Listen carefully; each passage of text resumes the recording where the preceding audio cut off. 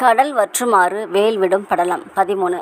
உக்கிரவர்ம பாண்டியனுக்கு முடிசூட்டிய சோமசுந்தர பாண்டியனான ஈசன் தனது புதல்வனுக்கு எதிர்காலத்தில் மதுரைக்கு ஏற்பட இருக்கும் ஆபத்துகளை உணர்த்தி வேல் வளை செண்டு கொடுத்து ஆசீர்வாதம் செஞ்சார்.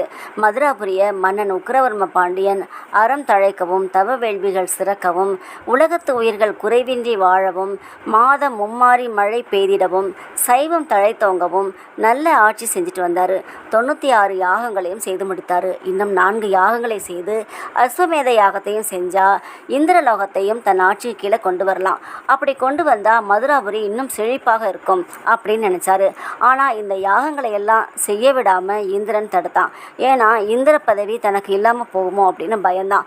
அதனால பல சூழ்ச்சிகளை செஞ்சான்.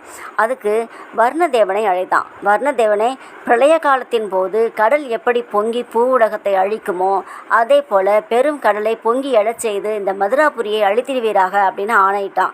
உடனே இந்திரன் சொன்னதும் அதன் பின் விளைவுகளை பற்றி கொஞ்சம் கூட கவலைப்படாமல் கடல் அரசனான வர்ணன் மதுரையில் முன்பு 7 கடல் வாவியில் சங்கமித்த அந்த கடல் அனைத்தையும் அந்த வாவியிலிருந்து பெரிய இரைச்சலோட பொங்கி எழுமாறு செய்தான். பொங்கி எழுந்த உடனே மக்கள் எல்லாரும் பயந்தாங்க. அன்னைக்கு இரவு தூங்கி கொண்டிருந்த உக்கிரவர்ம பாண்டியனின் கனவில் சோமசுந்தர பாண்டியனான ஈசன் கடல் பொங்கி வருவதை உணர்த்தி அதனை அடைக்க உன் தந்தை உனக்கு அளித்த வேலாயுதத்தை வீசி எறிந்து அதை தடுப்பாயாக.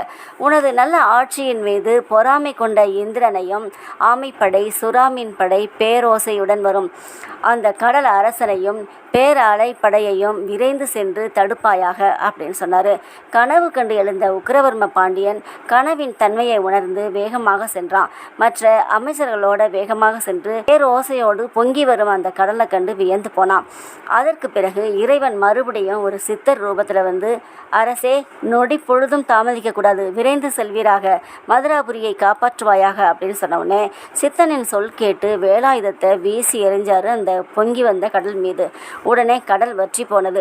அந்த பூவுலக மக்கள் அனைத்தையும் கடல் அலையிலிருந்து உக்கிரவர்ம பாண்டியன் காப்பாற்றினார். இதனால் இந்திரன் தோற்று போனான். அதுக்கப்புறம் அவனுடைய சூழ்ச்சியும் கெட்ட எண்ணமும் பொய்த்து போனது. அதே சமயத்தில் சித்தனாக வந்த இறைவன் உமையொரு பாகனாக விடை மீது அமர்ந்து வானத்திலிருந்து காட்சி தந்தார். தனக்கு திருக்காட்சி தந்தருளிய இறைவனின் பெரும் கருணையை கண்டு இறைவனை வீழ்ந்து வணங்கினான் உக்கிரவர்ம பாண்டியன்.